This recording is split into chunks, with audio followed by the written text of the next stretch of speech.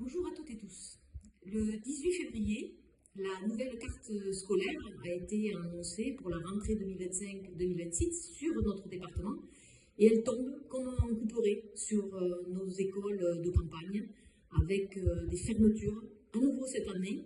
Pourtant, Elisabeth Borne, quand elle était Première ministre, s'était engagée à une discussion avec les élus locaux, à une carte scolaire pluriannuelle sur laquelle elle n'a pas tenu parole.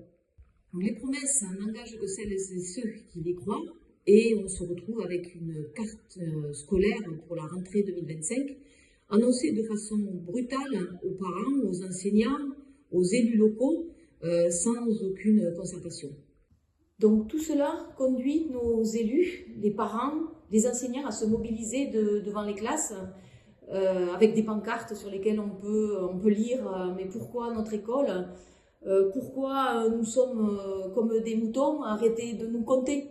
Donc sur notre département, ce sont pour la rentrée 2025 8 fermetures de classes pour 2 ouvertures. Donc les classes qui vont fermer, qui nous sont annoncées comme fermées, serait donc la classe de Gerd, une classe à l'école primaire de Siradan, une classe à Saint-Rolin, une classe notre à Trie-sur-Baïse, une fermeture à Ascazer, une à Sarouille, une dans une des écoles primaires de Lannemezan, une classe à l'école primaire Guillard à Vic-en-Bigorre, alors que nous avions déjà 7 fermetures de classes en 2024 pour 3 ouvertures. Alors on nous explique que c'est la baisse démographique qui entraîne ces fermetures de classes. Mais justement, cela aurait dû être une opportunité, sachant que notre pays est à la tête des pays européens pour le nombre d'élèves par classe, puisqu'on compte aujourd'hui jusqu'à une moyenne de 22 élèves en classe élémentaire et un nombre de 25,6 élèves en moyenne au collège. Donc, évidemment, l'opportunité que nous avons de faire baisser au niveau de la moyenne européenne, qui est de 19 élèves par classe, aurait dû être saisie par le gouvernement pour rendre justement des meilleures conditions d'apprentissage dans toutes nos écoles primaires, élémentaires et aussi collèges et lycées. Cette année encore, le budget de l'éducation nationale est amputé de plusieurs millions d'euros.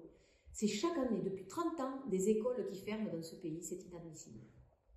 À la France Insoumise, notre projet pour l'école est inséparable du projet pour notre société. Nous devons remettre des moyens humains, financiers pour l'école de la République. C'est un enjeu majeur pour préparer les citoyens de demain aux enjeux importants tels que l'enjeu écologique.